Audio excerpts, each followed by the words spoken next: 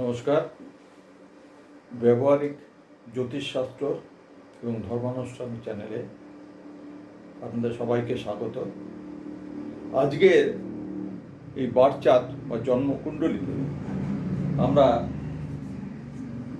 তিনটে শক্তি এবং চারটি উপাদান দিয়ে আমাদের এই রাশিচক্র সেটাকে আমরা বিশ্লেষণ করব।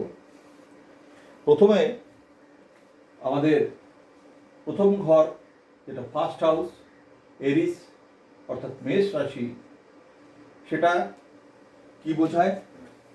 সেটা বোঝায় লগ্নকে। এই এরিস রাশি, এটা শক্তি হচ্ছে কি ফায়ার, মানে অগ্নি, আর এটা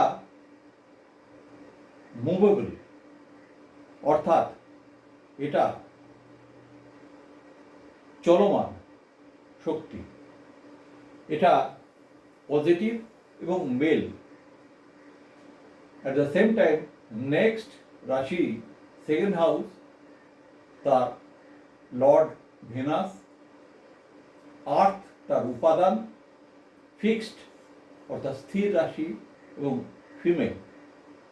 নেক্সট রাশি থার্ড হাউস, এর লর্ড মার্কারি, জেমিনি, মিথুন রাশি, যেটা ডিনোট করে কারেজ এবং কমিউনিকেশন। তো এটা কিভাবে আমরা মনে রাখবো? পরপর চর, স্থির, দ্বৈত, অর্থাৎ movable, fixed and dual. Again movable, fixed, dual. Again movable, fixed, dual. Movable, fixed, dual. অর্থাৎ চর, স্থির, দ্বৈত, এই রাশিগুলো অর্থাৎ মেষ রাশি, বৃষ রাশি, মিথুন রাশি পরপর তিনটে শক্তি। এবং উপাদানটা কি? এখানের উপাদান হচ্ছে গিয়ে, এখানে হচ্ছে গিয়ে অগ্নি, এটা পৃথ্বী, এটা হচ্ছে গিয়ে বায়ু, এয়ার এবং জল। এইভাবে অগ্নি, পৃথ্বী, বায়ু, জল, অগ্নি, পৃথ্বী, বায়ু, জল, অর্থাৎ এইভাবে তিনটে শক্তি এবং চারটি উপাদান নিয়ে আমাদের রাশিটা তৈরি। চর রাশির বৈশিষ্ট্যটা কি? চর রাশির বৈশিষ্ট্য এর উপর অন্যান্য সকলে নির্ভরশীল।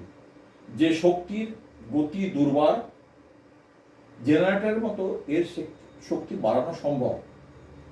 স্থির, ফিক্সড, নিষ্ক্রিয়, যার উপর চর শক্তি ক্রিয়াশীল।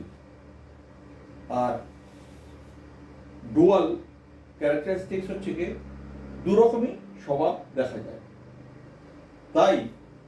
তাহলে একটি রাশিতে, এই রাশিতে অর্থাৎ এরিসে বা মেষে যদি কারো জন্ম হয়, তার মধ্যে এই ক্যারেক্টারিস্টিক্সগুলো দেখা যাবে। এই হাউসের সেলফ লগ্ন, মানে প্রথম হাউস যেটা হয় সবসময় এটা লগ্ন হয়। প্রথম হাউস মানে এটা মেষও হতে পারে, মানুষ এর লগ্ন দ্বিতীয় এটাতেও হতে পারে। কিন্তু এই যে ক্যারেক্টারিস্টিক্সটা, যে রাশিতে ফিক্সড, একটা জিনিস মনে রাখা উচিত আমাদের, যে রাশি এবং রাশিতে যে বিভিন্ন নক্ষত্র ওটা ফিক্সড, পরিবর্তন হয় প্ল্যানেট তার গতি অনুযায়ী বিভিন্ন রাশিতে ট্রাভেল করে। মুন অর্থাৎ চন্দ্র খুব তাড়াতাড়ি ট্রাভেল করে এবং শনি খুব স্লো মুভ করে, অর্থাৎ বিভিন্ন রাশির মধ্যে দিয়ে তারা যায় যখন, তখন তাদের বিভিন্ন ক্যারেক্টারিস্টিক দেখা যায়। এইবার এটা হচ্ছে বেসিক ক্যারেক্টারিস্টিক্স। এটা দিয়ে কি কি পাওয়া যাবে? তাদের জীবনের health, wealth, finance, career, marriage, relation, বিভিন্ন জিনিস বোঝা যাবে। এবার স্বাভাবিক প্রশ্ন আসে কবে হবে? হবে দশা এবং অন্তর্দশা। দশা এবং অন্তর্দশা, জন্মের সময় যে দশা সেইটা কতদিন চলবে সেটা ক্যালকুলেশনে বোঝা যায়। তার পরবর্তীকালে কোন দশা সেটাও ক্যালকুলেশনে বোঝা যায়। এইভাবে পারমুটেশন কম্বিনেশন, অর্থাৎ যেমনি এই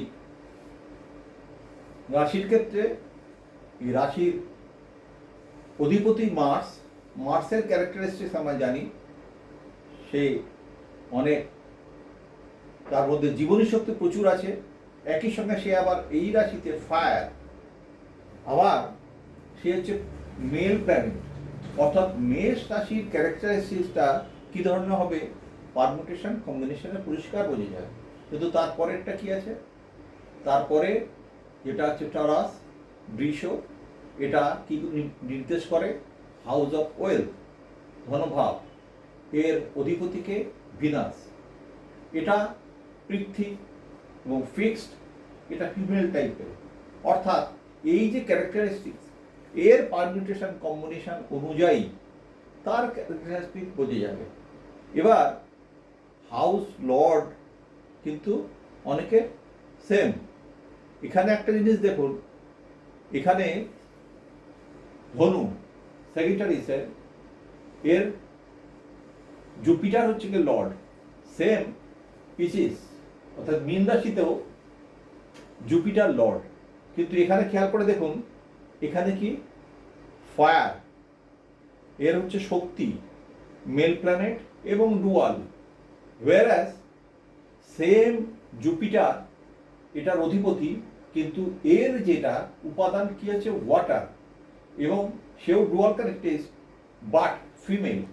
অর্থাৎ এই দুটো স্যাজিটারিয়াস এবং পিসিস অর্থাৎ ধনু এবং মীনের অধিপতি বৃহস্পতি হওয়া সত্ত্বেও এর যে শক্তি উপাদান এবং স্ত্রী কি পুরুষ এই জিনিসের উপর নির্ভর করে এদের কিন্তু বেসিক ক্যারেক্টারিস্টিক্স বোঝা যাবে।